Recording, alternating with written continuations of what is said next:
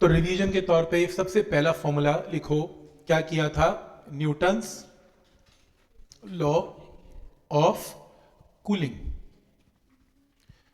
इसका फॉर्मूला था dt by D T is minus K T minus T naught. T का मतलब average temperature of body and T naught का मतलब temperature of surrounding. पहला formula लिखते जाओ, पहला फॉर्मूला।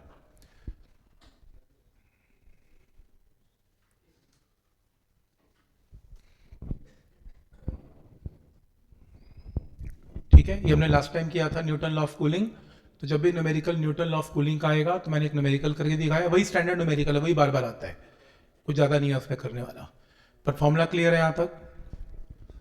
फिर हमने एक डेफिनेशन की absorptive power.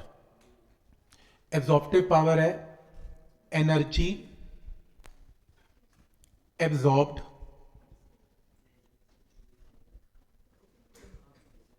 Divided by total energy. इसका नाम है absorptive power.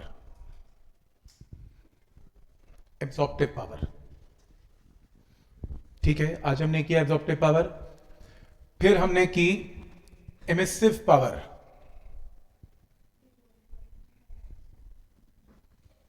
Emissive power, emissive power small E का मतलब energy emitted per second per unit area. और ये फॉर्मूला किसका था? For any body. और परफेक्टली ब्लैक बॉडी के लिए एमिसिव पावर का सिंबल क्या था? Capital E. तो आज हमने ये किया, सही। और हमने एक और फॉर्मूला किया जिसका नाम था emissivity. Emissivity which is ratio of small E and capital E. Small E and capital E, सही।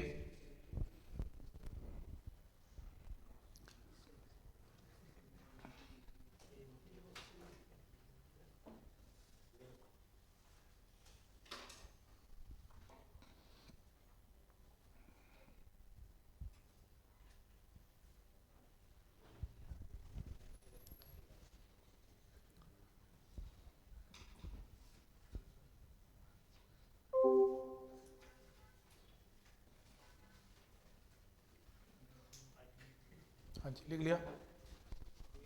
क्या पॉइंट यहां तक क्लियर है? प्रथम, ठीक है। तो एमिसिविटी,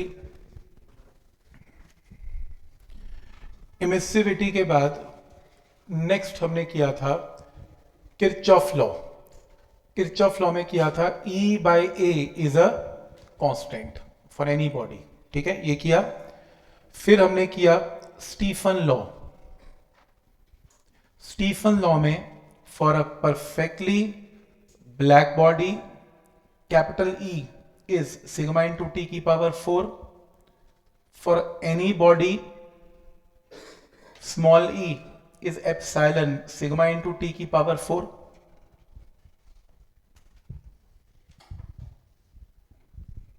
ठीक,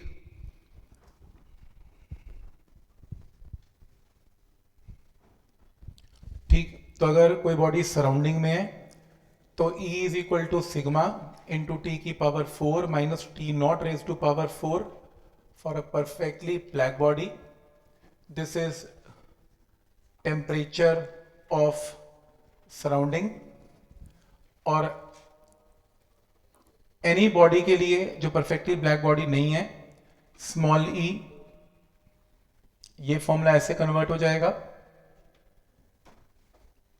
और last formula lambda M into T is a constant.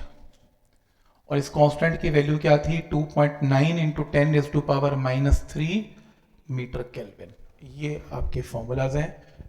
तो अगर आप चाहो तो इस लिस्ट को देके सीधा न्यूमेरिकल शुरू कर सकते हो।